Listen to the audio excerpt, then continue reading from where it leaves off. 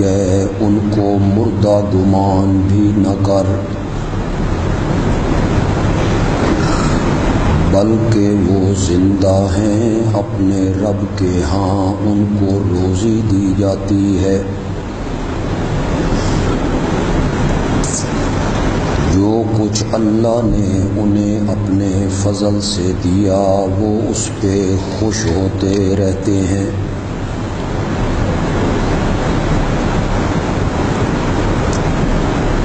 اور خوشیاں مناتے ہیں ان لوگوں کے لیے جو ابھی ان کو نہیں ملے ان کے پیچھے سے، کہ وہ بھی یہاں آئیں گے تو ان پر کوئی خوف نہیں ہوگا اور نہ وہ غمگین ہوں گے۔ وہ اللہ کی نعمت اور فضل کے ساتھ خوشی حاصل کرتے ہیں، اور اس بات پہ بھی خوش ہوتے ہیں کہ اللہ مومنوں کا اجر ضائع نہیں کرتا۔ اللہم صلی علی سیدنا و مولانا محمد وعلی آل سیدنا و مولانا محمد وبارک وسلم ثم صلی علیہ۔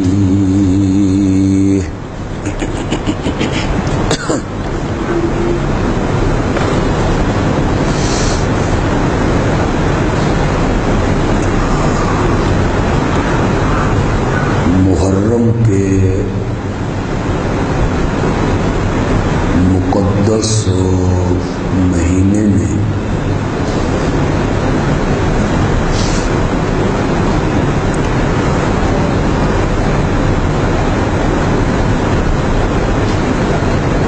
تاریخ اسلام کے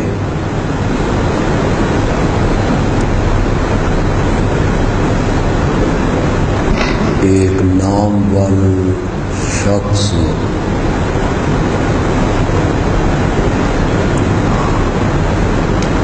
اور عبقری شخصیت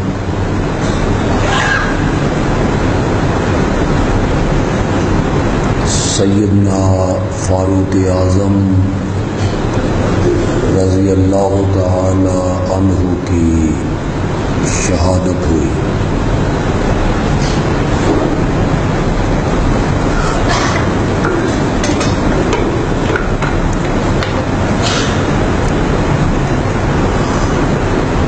آج کے دن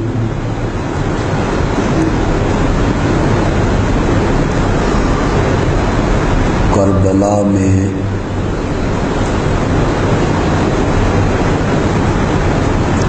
نواسہ رسول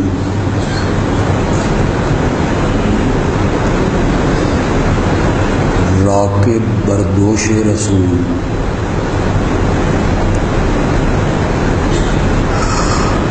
حضرت سیدنا حسین رضی اللہ تعالی عنہ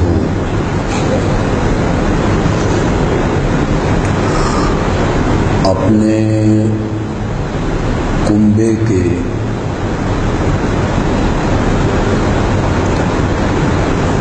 کئی اور افراد کے ساتھ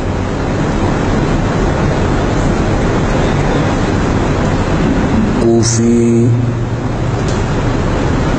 غداروں اور بدعادوں کے ہاتھ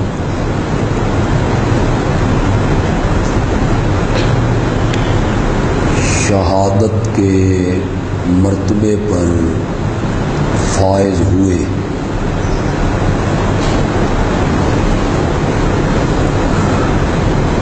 محرم اسلامی سال کا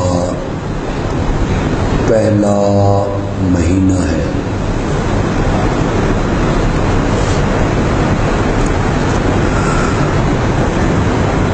اور آخری مہینہ ہے ذو الحج۔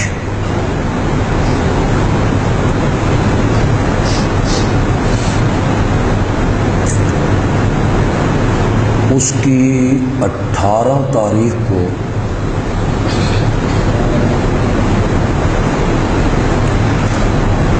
دوہرے داماد نبی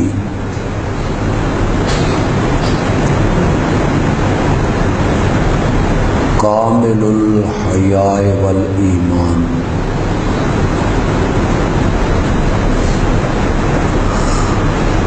مظلوم مدینہ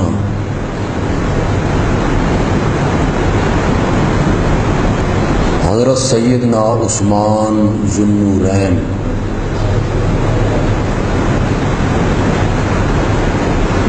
رضی اللہ تعالی عنہ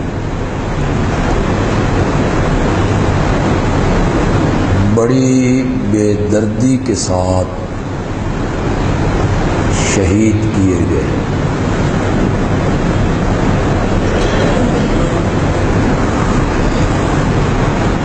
یہ جو آپ کو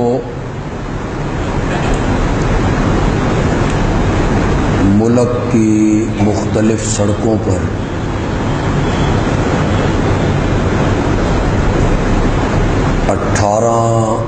ذو الحج کو عید خم غدیر کے اشتہار نظر آتے ہیں، یہ عید حضرت عثمان کی موت پر منائی جاتی ہے۔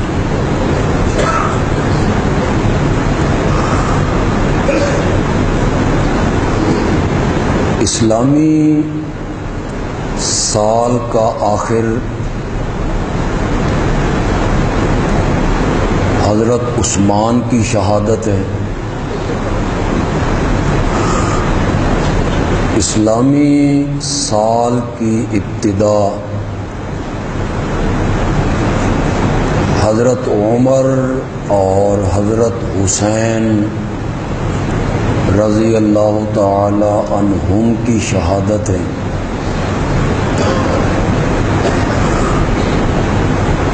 آپ تاریخ اسلام پڑھیں،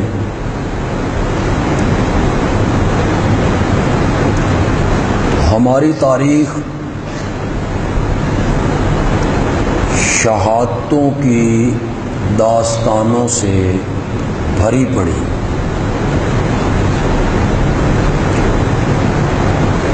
کوئی مہینہ، کوئی دن آپ کو ایسا نہیں ملے گا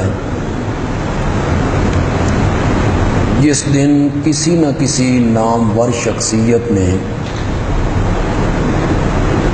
یا کسی غزوے میں مومنوں نے شہادت کا مرتبہ نہ پایا ہو۔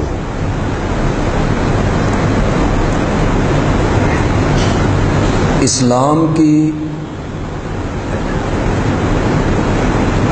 سب سے پہلے اسلام کی نشو و نما کے لیے سب سے پہلے جس کا خون گرا تھا وہ مرد نہیں ہے، عورت ہے، اور اس کا نام ہے سمیہ۔ کہو ذرا، جنہیں خامن کے سامنے اور ان کے بیٹے عمار کے سامنے مکے کے چوراہے پہ شہید کیا۔ میرے آقا وہاں سے گزرے، آپ نے یہ منظر دیکھا تو فرمایا اصبروا یا آل یاسر ان موعدکم الجنہ۔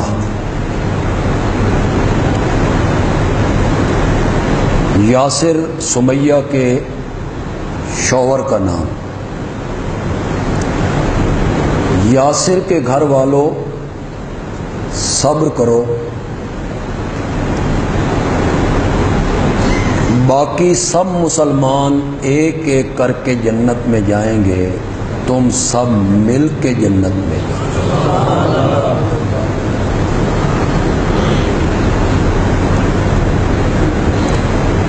بدر کے شہید، احد کے شہید، خندق کے شہید، خیبر کے شہید، یہ کوئی معمولی شہداء نہیں ہے کہ ہمارے ذہنوں میں جما دیا گیا اور یہ بات کھبا دی گئی۔ تاریخ اسلام میں کوئی قابل ذکر واقعہ ہے تو وہ صرف ایک ہے، اور وہ کربلا ہے، اور اگر کوئی شہادت ہوئی ہے تو وہ صرف ایک ہے، اور وہ شہادت حسین۔ عام میں سے جو پڑھے لکھے لوگ ہیں، میں نے رات بھی کہا انصاف سے بولو، یہ کفر اسلام کی جنگ تھی۔ سامنے یہودی تھے، عیسائی تھے، منکرین ختم نبوت تھے، یہ کفر و اسلام کی بنیاد پہ یہ جنگ لڑی گئی۔ اور اگر یہ کفر و اسلام کی بنیاد پہ لڑی گئی، باقی صحابہ کیوں نہیں نکلے؟ انہوں نے کیوں چپ سادھ؟ اور اگر یہ کفر و اسلام کی لڑائی ہے تو حضرت سیدنا حسین رضی اللہ تعالی عنہ نے ایک موقع پہ جا کے یہ کیوں کہا کہ مجھے واپس جانا؟ کفر و اسلام کے درمیان جو ٹاکرا ہوا یہ بدر میں ہوا، کفر و اسلام کے مابین جو لڑائی ہوئی یہ احد میں، حق و باطل کے درمیان جو مارکا ہوا یہ خندق میں ہوا۔ یہ کوئی معمولی لوگ نہیں تھے۔ بخاری کی روایت ہے، میرے آقا کا فرمان ہے، ان اللہ قد اطلع علی اہل بدر فقال اعملوا ما شئتم قد غفرت لکم وبدلت سیئاتکم حسنات۔ اللہ نے بدر کے میرے 313 یاروں کو جھانک کے دیکھا تھا۔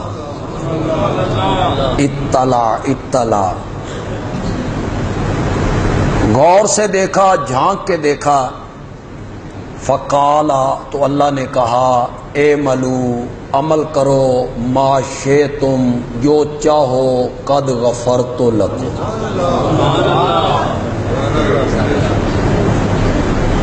وبدلت سیئاتکم حسنات۔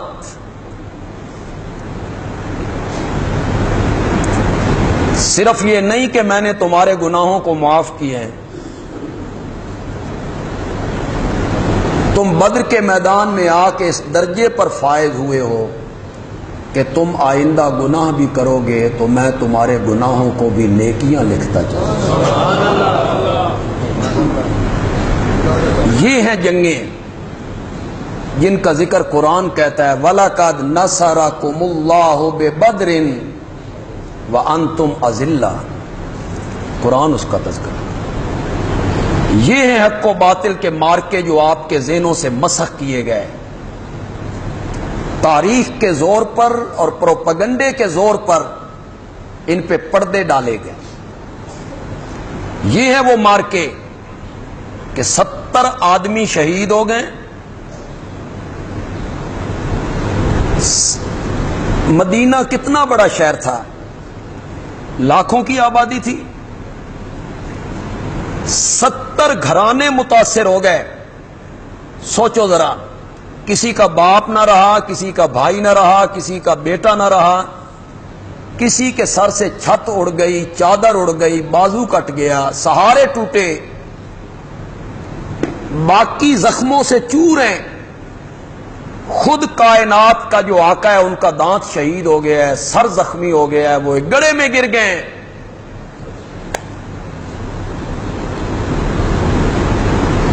ابو سفیان پلٹ کے ایک جگہ پہ پہنچے تو ان کے ذہن میں آیا کہ ہم نے غلطی نہیں کی،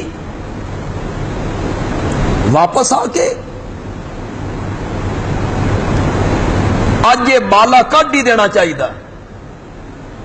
مسلمان شہید ہو رہے تھے، ہم کامیاب تھے، ہم نے جلدی کی ہے، ہمیں تو مٹا دینا چاہیے تھا۔ وہ واپس پلٹا اور ایک ایلچی کے ہاتھ اس نے پیغام بھیجا کہ میں آ رہا ہوں، پھر آ رہا ہوں۔ قرآن پڑھیے، سورۃ آل عمران پڑھیے، قرآن نے اس کا ذکر کیا۔ وہ جن کے بچے، جن کے بھائی شہید ہو چکے تھے، جو زخموں سے چور تھے، انہیں جب میرے نبی نے اطلاع دی کہ ابو سفیان آ رہا ہے، قرآن کہتا ہے وہ نہ ڈرے، فزادتہم ایمانا، ان کا ایمان اور بڑھ گیا۔ وقالو، اور وہ کہنے لگے آنے دو، حسبنا اللہ۔ ابو سفیان کو پتا چلا کہ مسلمان تو تیار ہو گئے ہیں، تو وہ وہیں سے بھاگا۔ مسلمانوں نے اس کا تعاقب کیا۔ یہ ہیں کفر اور اسلام کی جنگیں، جن کے تذکرے قرآن کر رہا ہے، جن کے تذکرے حدیثوں میں ہیں۔ کربلا کا تذکرہ تو صرف تاریخ کی کتابوں، تاریخ کی کتابوں کے علاوہ کسی کتاب میں اس کا تذکرہ نہیں، صرف تاریخ کی کتابیں اس کا تذکرہ کرتی ہیں۔ میں یہ نہیں کہنا چاہتا، میں یہ سمجھتا ہوں کہ حضرت سیدنا حسین رضی اللہ تعالی عنہ کے ساتھ ظلم ہوا، زیادتی ہوئی، حالت مسافری میں ان کے کنبے کے سامنے ان کے چھوٹے بچوں کو شہید کیا گیا، تہ تیگ کیا گیا، ظلم ہے، شہادت ان کی عظیم ہے، اور اللہ کرے ان کے قاتلوں پر قیامت کی صبح تک لعنت برستی رہے، جنہوں نے یہ کرتوت کیا اور جنہوں نے یہ کام کیا۔ میں کہنا تو یہ چاہتا ہوں کہ کربلا کا معرکہ جتنا بھی عظیم ہو جائے، بدر کا مقابلہ نہیں کر سکتا۔ اس کو کیوں بھول جاتے ہو؟ کیوں حقائق سے منہ چڑاتے ہو؟ کیوں حقائق سے رخ موڑتے ہو؟ کربلا کا واقعہ ظلم کی انتہا ہے۔ اس خاندان کے ساتھ ظلم ہوا، ان کے خیموں کو آگ لگائی گئی، ان کے ساتھ زیادتی کی گئی، حالت دھوکے سے جن لوگوں نے بلایا انہیں خط لکھ کے، عین موقع پہ وہ آنکھیں چرا گئے، اور پھر انہوں نے جب اپنے سازش کو بے نقاب ہوتے ہوئے دیکھا تو انہوں نے حضرت حسین اور ان کے کنبے کو کیا کر دیا؟ شہید کر دیا۔ لیکن کربلا بدر کا مقابلہ نہیں کر سکتی، اور حضرت حسین کی شہادت امیر حمزہ کی شہادت کا مقابلہ نہیں کر سکتی۔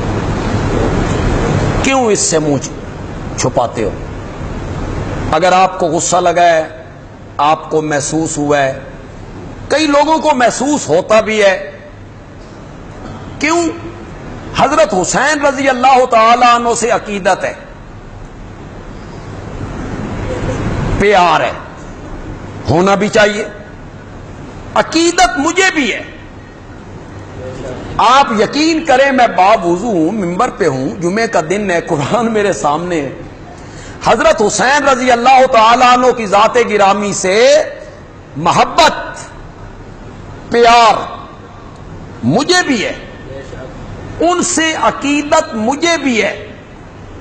کیوں نہ ہو عقیدت مجھے کہ میرے آقا حضرت فاطمہ کے گھر کے سامنے سے گزرتے ہیں، اندر سے حضرت حسین کے رونے کی آواز آتی ہے، تو آپ ان کے گھر میں تشریف لے جا کے کہتے ہیں فاطمہ حسین نو چپ کرا، اس دے روون نال مین تکلیف ہوندی ہے۔ میرے نبی کے وہ نواسے ہیں، اور ایک نانا کو جو نواسوں سے پیار ہوتا ہے وہ کسی سے ڈھکا چھپا نہیں ہے۔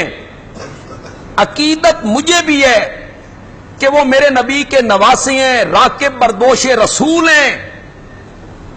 انہیں میرے نبی نے گھٹی لگائی، جھولی میں بٹھایا، کئی موقع پہ جھولی میں بٹھا کے میرے نبی نے حضرت حسین سے کہا افتح فاک یا بنیا، میرے پیارے بیٹے منہ کھولو، اور ننھے حسین نے منہ کھولا تو میرے پیارے پیغمبر نے اپنی لعاب اس کے منہ میں ڈال دی۔ یہ کوئی کم شرف نہیں ہے۔ ذرا ایک منٹ کے لیے سوچئے تو صحیح، لعاب کس کی ہے؟ سوچو تو صحیح، ذرا سوچو تو صحیح، لعاب کس کی ہے؟ وہ حضرت حسین رضی اللہ تعالی عنہ کے منہ میں آپ نے ڈالی۔ عقیدت مجھے بھی ہے اور میں بھی چاہتا ہوں کہ حسین آگے ہو، دل میرا بھی کرتا ہے، عقیدت کے رنگ میں ڈوب کے دل میرا بھی کرتا ہے کہ سارے صحابہ سے حسین آگے ہو، لیکن میں کیا کروں، مجھے قرآن یہ کرنے نہیں دیتا، میں کیا کروں؟ عقیدت اور چیز ہے اور حقیقت یہ مجھے نہیں کرنے دیتا، بتاؤ میں کیا کروں؟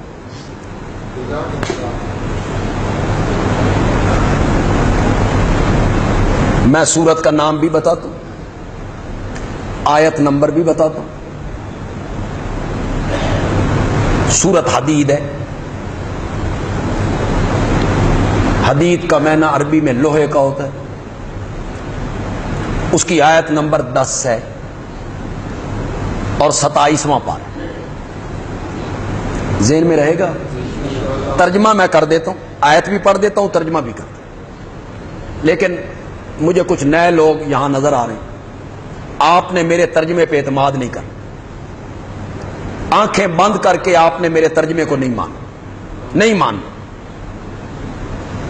آپ نے گھر جانا ہے یا کسی مسجد میں جانا ہے، وہاں جو ترجمے والا قرآن ہونا آپ نے اٹھا لے،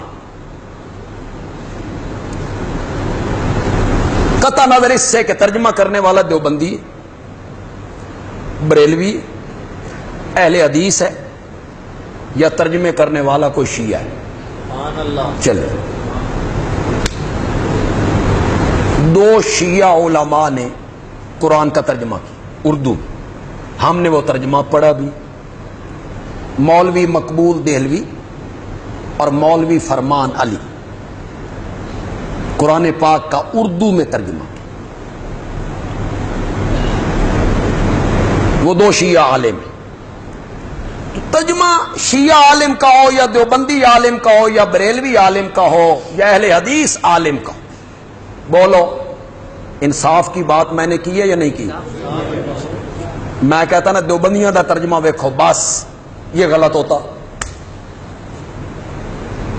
کسی عالم کا ترجمہ، مولانا فتح محمد جلندری، ڈپٹی نذیر، مولانا ابوالکلام آزاد، مولانا ابوالعلا مودودی، مولانا امین حسن اصلاحی، پیر کرم شاہ صاحب بھیروی، انہوں نے بھی ترجمہ کیا قرآن کا، انہوں نے بھی قرآن کا ترجمہ کیا۔ مولانا غلام رسول سعیدی، یہ کراچی کے بریلوی عالم ہوئے، انہوں نے قرآن کا ترجمہ بھی کیا، قرآن کی تفسیر بھی انہوں نے لکھی، تبیان القرآن، ہم نے ترجمہ بھی پڑھا، ہم نے ان کی تفسیر بھی پڑھی، پیر کرم شاہ صاحب کا ترجمہ بھی ہم نے پڑھا، ان کی ہم نے تفسیر بھی پڑھی۔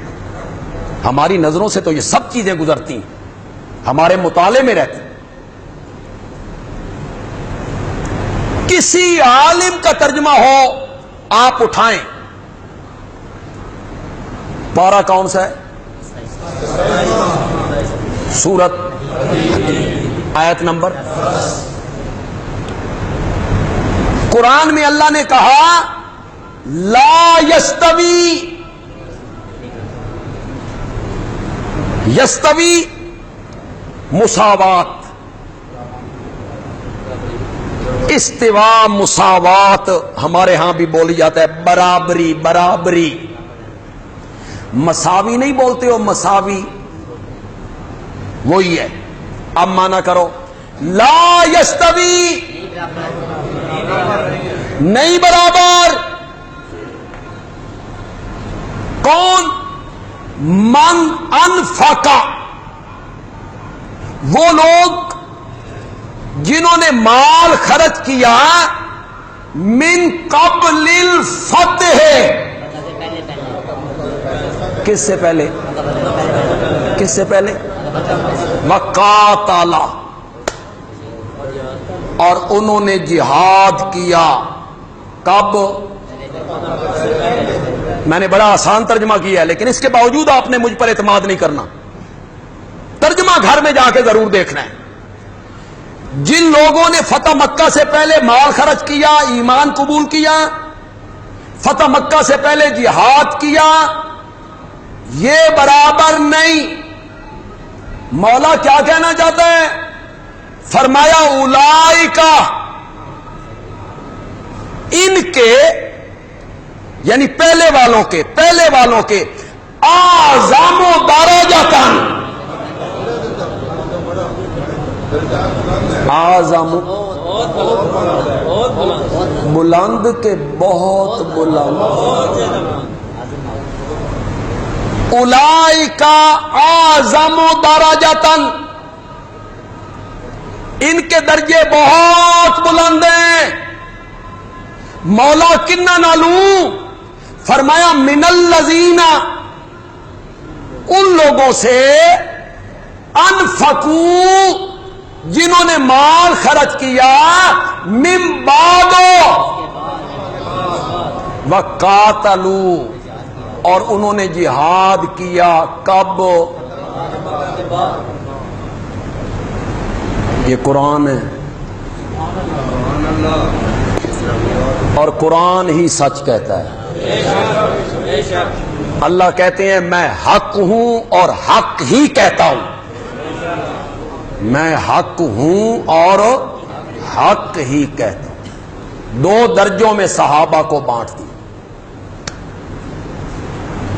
دو درجوں میں بانٹ، دو جماعتیں بنا دی۔ فتح مکہ سے پہلے ایمان لانے والے، فتح مکہ سے پہلے جہاد کرنے والے، فتح مکہ کے بعد ایمان لانے والے، فتح مکہ کے بعد جہاد کرنے والے۔ اللہ نے فرمایا یہ دونوں برابر نہیں، برابر نہیں۔ کیا ہے؟ یہ جو پہلے ہے نا، اولئک اعظم درجۃ، ان کے درجے کیا ہیں؟ قرآن پھر قرآن ہے، مزیات مزیات۔ یہ آپ نے سنا اور مومنوں نے سنا، ہمارے ملک کے کئی مفکرین نے سنا، تو انہوں نے بعد والوں پر تنقید شروع کر دی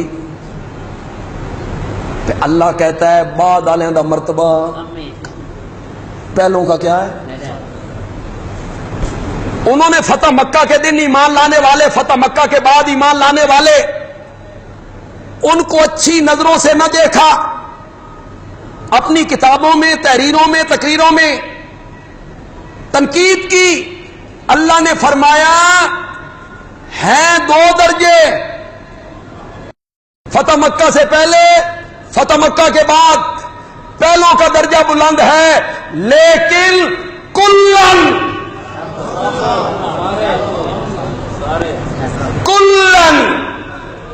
فتح مکہ سے پہلے ایمان لانے والے ہوں یا فتح مکہ کے بعد ایمان لانے والے ہوں، سب کے ساتھ وعد اللہ الحسنی، میں نے جنت کا وعدہ کر لیا ہے۔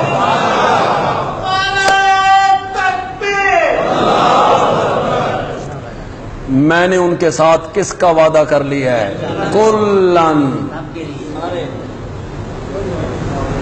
کلن، کلن دا معنی کرو۔ اس کلن میں معاویہ کوئی نہیں، اس کلن میں حسنین کریمین کوئی نہیں، اس کلن میں حیدر قرار کوئی نہیں، اس کلن میں طلحہ و زبیر کوئی نہیں، کلن سب کے سب وعد اللہ الحسنى، اللہ نے ان کے ساتھ کیا وعدہ کر لیا ہے؟ جنت کا وعدہ کر.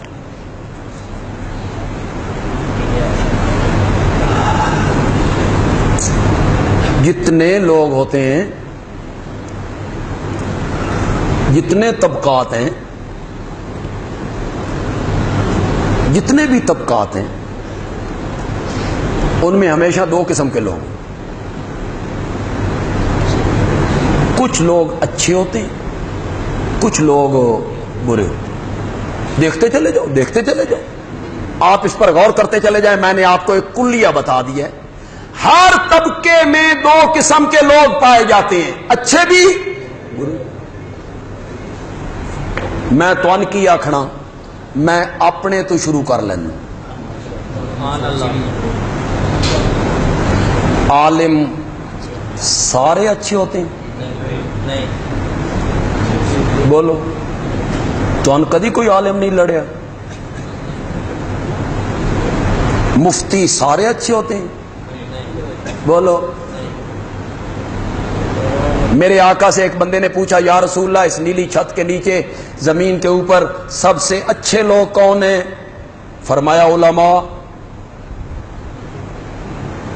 میرے آقا نے کریڈٹ دیا، علماء. ایک عابد ساری رات عبادت کرتا ہے، اور عالم جو دن میں پڑھاتا ہے، رات کو ایک مسئلہ بتاتا ہے، ساری رات سوتا ہے. اس کا سونا اس کی ساری عبادت سے بہتر ہے. جی آپ نے فرمایا علماء. اس نے کہا اس نیچ چھت کے نیچے اور زمین کے اوپر سب سے برے لوگ کون ہیں؟ آپ نے فرمایا علماء. کیا مطلب تھا آپ کا؟ اچھے علماء، برے علماء. علماء اچھے ہوتے ہیں لیکن اس میں برے بھی، لالچی، خود غرض، پیسوں کے پجاری، چندوں کے پیچھے بھاگنے والے، سرمایہ داروں کی ٹیسیاں کرنے والے. کبھی اس دکان پہ بیٹھے ہیں، کبھی اس دکان پہ، کبھی اس کو چودھری جی تھے، کبھی اس نو شیخ صاحب تھے. عالم کا کیا کام ہے کہ وہ سرمایہ داروں کے دروازے پہ جاتا پھرے؟ ایوب خان ملتان گیا، صدر تھا ملک کا، امیر شریعت کرائے کے کمرے میں رہتے تھے، مکان میں رہتے تھے. اس نے پیغام بھیجا اپنے مشترکہ دوست کے ذریعے کہ میں سرکٹ ہاؤس میں ملنا چاہتا ہوں امیر شریعت سے، تشریف لائیں. شاہ جی نے فرمایا ایوب خان کو جا کے کہو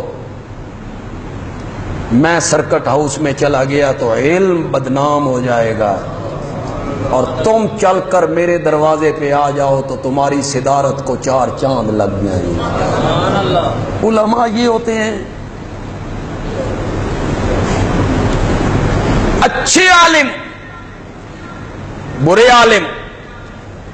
تاجر سارے اچھے ہوتے ہیں؟ ہوں ذرا ہولے ہولے بولو، ہولے.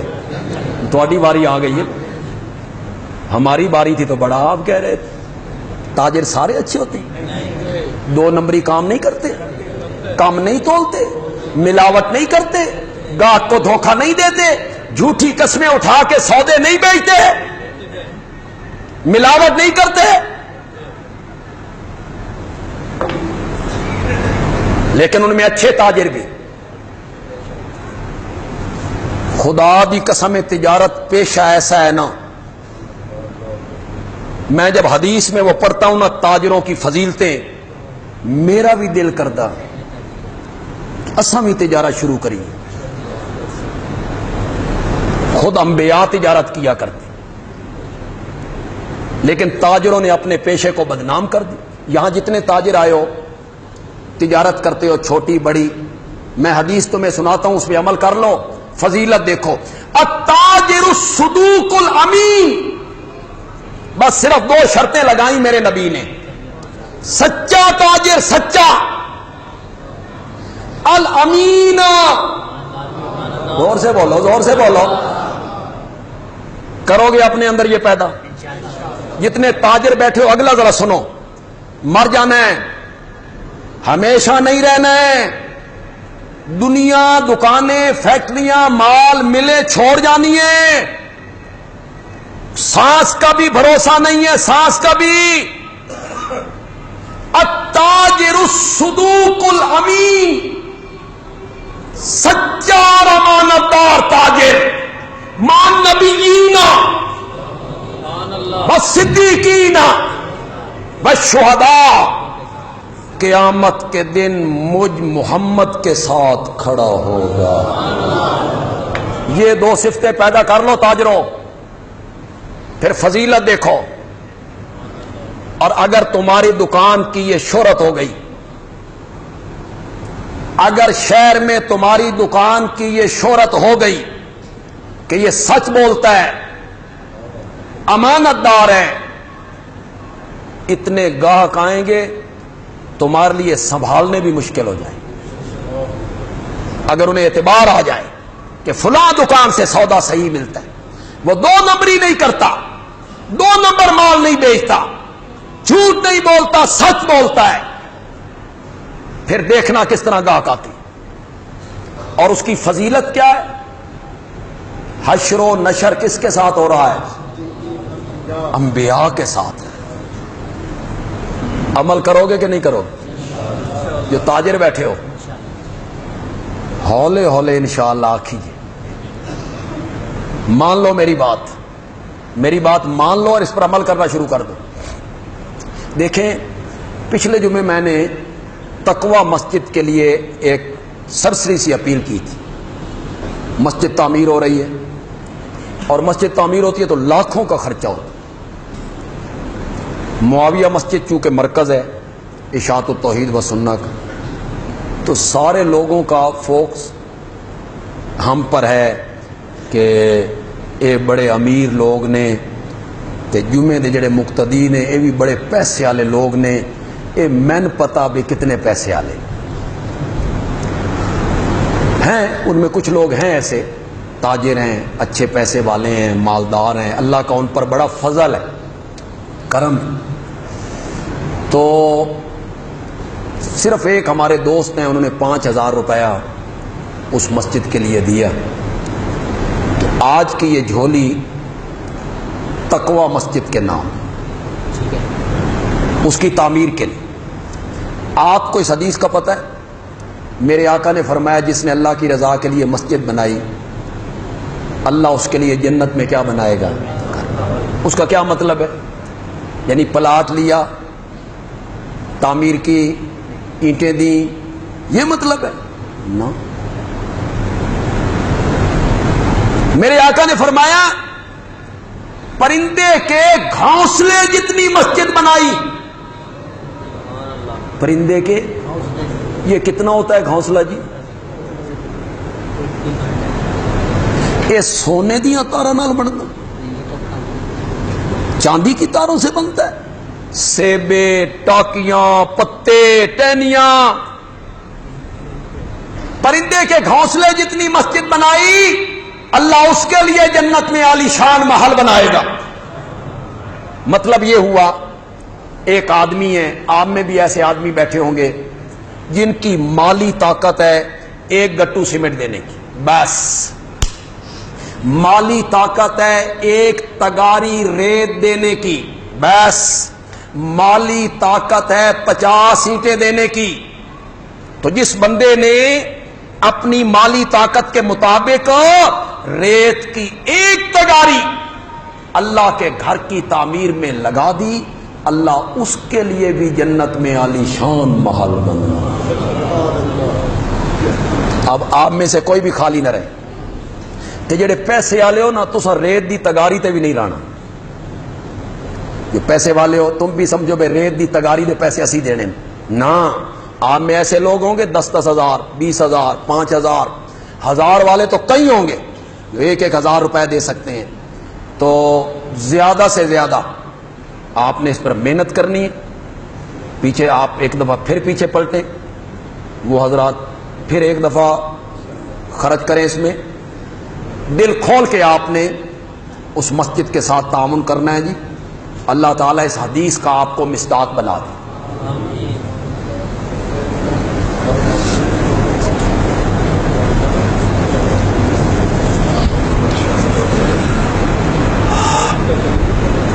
ہر طبقے میں 2 قسم کے لوگ ہوتے ہیں،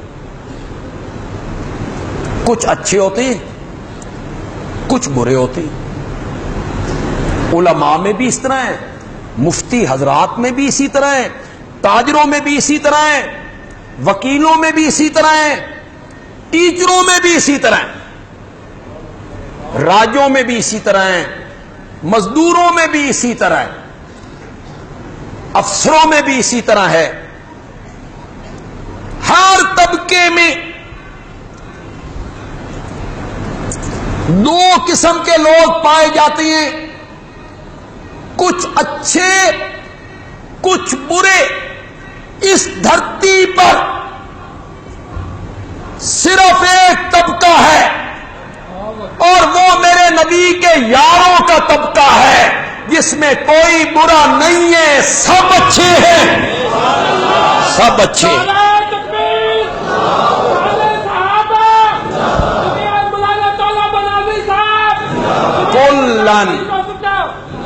کلن وعد اللہ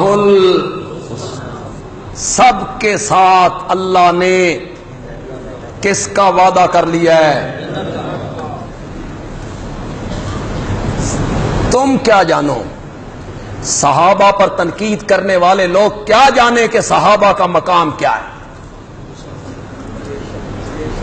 یہ جو ہماری حدیث کی سند ہے، بخاری، مسلم، ترمذی، ابن ماجہ، نسائی، جس پر ہمارے دین کا دار و مدار ہے، وہ جو سند ہے اس کا آخری راوی کون ہے؟ صحابی. امام بخاری اپنے سے لے کے صحابی تک سند بیان کرتے، صحابی کا ذکر کر کے اس صحابی کا قول نقل کرتا ہے کہ میں نے نبی پاک سے سنا یا میں نے نبی پاک کو دیکھا. آخری راوی صحابی ہے.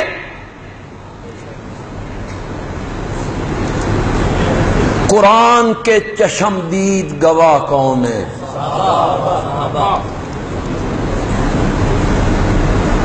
دین کے عینی گواہ کون ہے؟ ہمیں تو ہر چیز پہنچی صحابہ کے ذریعے. قرآن پہنچا، توحید پہنچی، سنت پہنچی، دین پہنچا، احکام پہنچے، اسلام کے ارکان پہنچے، حدیثیں پہنچی، فرامین نبوی پہنچے، ارشادات نبویہ پہنچے. کس کے ذریعے؟ زور سے بولو، زور سے بولو. صحابہ کے ذریعے پہنچے ہمیں. صحابہ موقع دے گواہ نے، موقع دے گواہ، چشمدید گواہ ہیں، چشمدید عینی گواہ.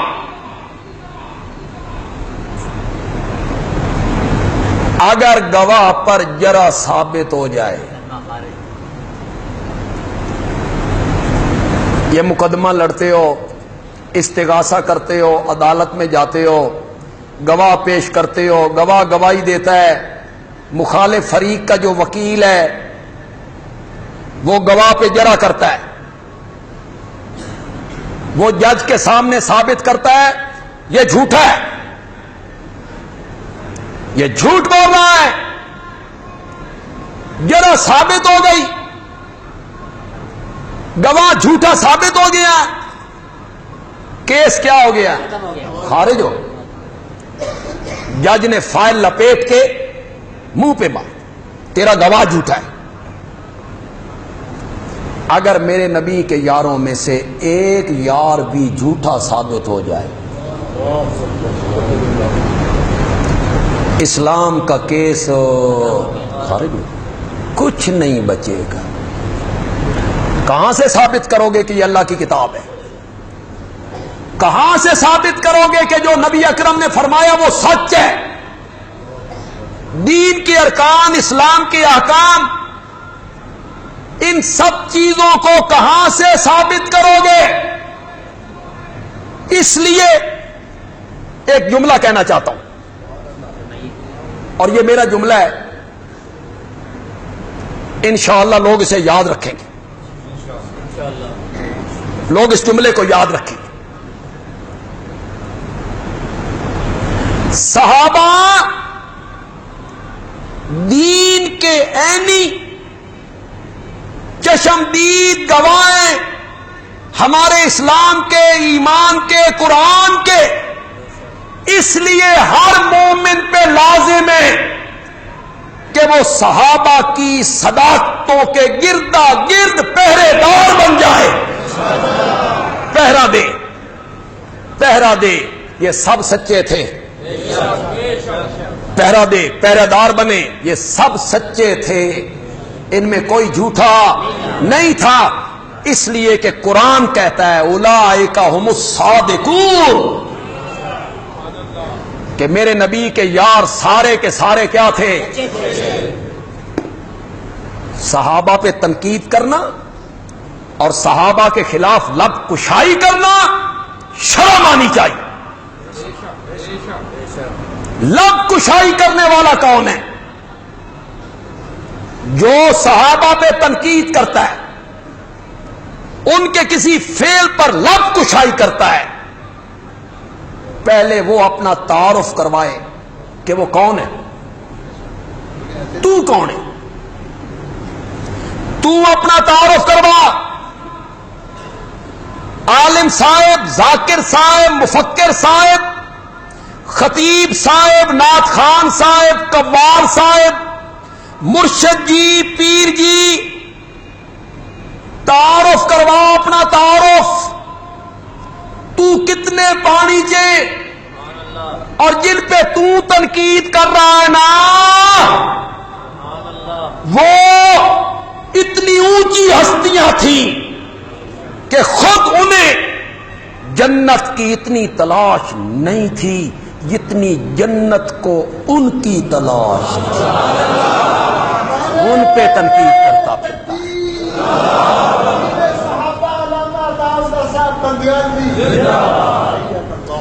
میں صحابہ پہ تنقید کروں؟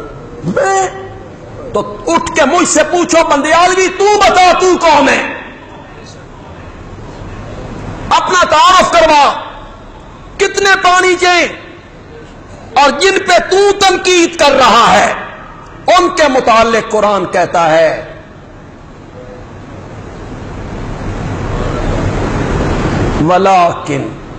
وَلَٰكِنَّ اللَّهَ حَبَّبَ إِلَيْكُمُ الْإِيمَانَ وَزَيَّنَهُ فِي قُلُوبِكُمْ۔ کچھ کوئی تے سمجھ گیا ہوگا گے، کچھ کوئی تے سمجھ گیا ہوگا گے۔ زَيَّنَهُ، ضمیر منصوب راجع بسوئے ایمان، زَيَّنَهُ، اس ایمان کو کھبایا، فی قلوبکم، زینا، زینا کس سے ہے؟ زینت سے، زینت سے، زینا کس سے؟ زینت، حسن، کروں مانا، صحابہ کی عظمت میں ڈوب کے کروں مانا، پسند آ جائے تو پھر آپ پر اتنا حق تو ہے کہ سبحان اللہ کہہ کے مجھے داد دے دو گے، اچھا میں نہ کیا ہے۔ زینہ فی قلوبکم، اللہ کہنا چاہتا ہے میرا ایمان اتنا خوبصورت ہے، کسی کے دل میں آئے دل خوبصورت ہو جائے،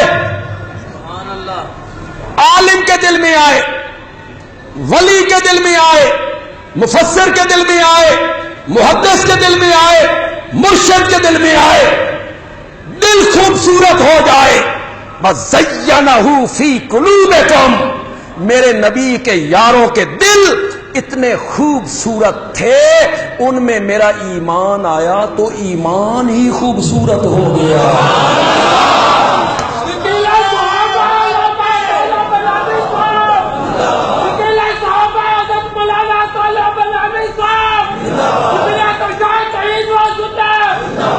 ایک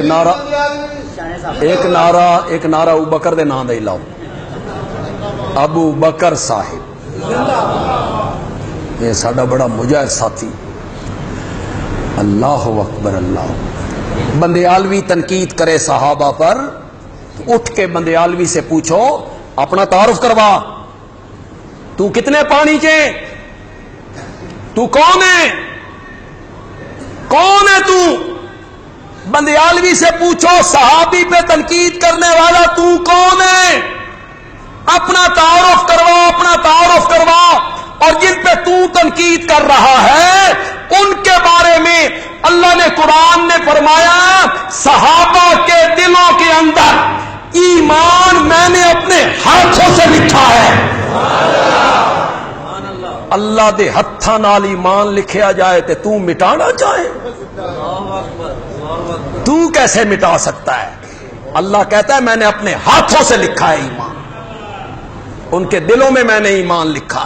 وَكَرَّهَ إِلَيْكُمُ الْكُفْرَ وَالْفُسُوقَ وَالْعِصْيَانَ، اور میں نے اپنے نبی کے یاروں سے کفر کو بھی ہٹایا، فسق و فجور کو بھی ہٹایا، نافرمانیوں کو بھی ہٹایا۔ اولئک هم الراشدون۔ شرم آنی چاہیے پہ صحابہ پہ تنقید کرنے والوں کو، اور حیا کرنا چاہیے۔ یار میں تنقید کروں اپنے ہم عمر کسی عالم پر، اپنے سے بڑے عالم پہ میں تنقید کروں تو وہ بھی مجھے زیب نہیں دیتا۔ اپنے سے بڑے عالم پر چاہے وہ کسی جماعت کا ہو، میں اوچھی تنقید کروں تو مجھے زیب نہیں دیتا۔ میں نے اگر تنقید کرنی ہے نا کسی اپنے ہم اثر پہ کروں، پھر سجدیے گل او میرا ہم عمر ہے، میرے نال ہی اس پڑیا۔ صحابی تنقید کرے دوسرے صحابی پر، گل سجدیے۔ حضرت علی تنقید کریں معاویہ پر، معاویہ تنقید کریں حضرت علی پر، حضرت علی تنقید کریں حضرت عثمان پر، حضرت عثمان تنقید کریں حضرت علی پر، اے بھی صحابی۔ اور میں تنقید کروں صحابہ پر، عینی گواہ ہے عینی۔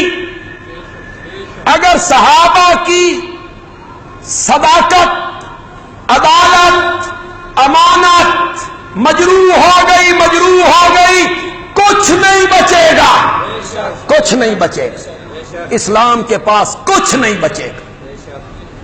اگر قرآن کو بچانا ہے، سنت کو بچانا ہے، حدیث کو بچانا ہے، فرامین مصطفیٰ کو بچانا ہے، ارکان اسلام کو بچانا ہے تو صحابہ کی صداقتوں کے گردا گرد پہرا دینا پڑے۔ بس آخر میں ایک بات کہہ کے ختم کر دیتا، اکثر سنایا کرتا ہوں، کچھ نئے لوگ آئے ہوں گے۔ بچہ یتیم تھا، اس نے ماں سے ضد کر لی اماں حلوہ کھانا۔ ماں نے 1 روپیہ دیا، جاؤ بازار سے تیل لاؤ میں تمہیں حلوہ پکاؤں۔ سستا زمانہ تھا، ابھی پاکستان نہیں بنا تھا، تو وہ 1 روپیہ لے کے گیا۔ ماں نے پیالہ دیا، پیالہ ایسا تھا جس کے پیندے کی طرف بھی ذرا ڈگیائی تھی، اندر سے پیندہ۔ روپے کا تیل دے دے، اس نے تیل ڈالا، تیل زیادہ تھا، پیالہ بھر گیا۔ دکاندار کہتا ہے باقی دا تیل کتنے پاواں؟ بچے آکھے ادے پا۔ بچہ جو تھا، بچے تو بچے ہوتے، بچے تو بچے ہوتے اور بڑے پیارے ہوتے، بس کمی ان میں اتنی ہے کہ بڑے ہو جاتے۔ عقیدے پا دے۔ وہ دکاندار بھی پاگل سی، اس دوے پاسے پا۔ گھر آیا، خدا کے لیے مجھے سمجھانا نہ پڑے آگے کہ میں نے مثال کیوں دی ہے، اللہ کرے آپ کو سمجھ آ جائے. گھر آیا، ماں نے کہا روپیے دا اتنا تھوڑا تیل، پوسا کہ اماں ادے بھی ہے، اماں ادے بھی ہے. پھر نہ تیل ادھر رہا، پھر نہ تیل ادھر رہا، پھر نہ تیل ادھر رہا. اگر صحابہ نہ رہے نا تو نہ دین ادھر رہے گا نہ دین ادھر رہے. دین کو بچانا ہے تو صحابہ کی صداقتوں کے گردا گرد پہرا دینا پڑے. آج درس قرآن نہیں ہوگا، ہم نے چھٹی کی ہے کہ مختلف علاقوں میں ناکے لگے ہوئے ہوتے ہیں، لوگوں کا آنا ذرا مشکل ہو جاتا ہے، تو ہم نے آج درس کی چھٹی کی ہے. آج درس نہیں ہوگا، دوسرے لوگوں کو بھی آپ یہ بتائیں گے تو انشاءاللہ آئندہ جمعہ سے پھر درس قرآن کا سلسلہ ہم انشاءاللہ شروع کریں گے. ہمارے تسنیم احمد قریشی صاحب، ان کی والدہ کل انتقال کر گئیں اور رات ان کا جنازہ تھا. ہم سب ان کے لیے دعا کریں گے کہ اللہ ان کی والدہ محترمہ کی مغفرت فرمائے، ان کے درجات بلند کرے اور ان کے قصوروں سے اللہ درگزر فرمائے. دے جی اذان.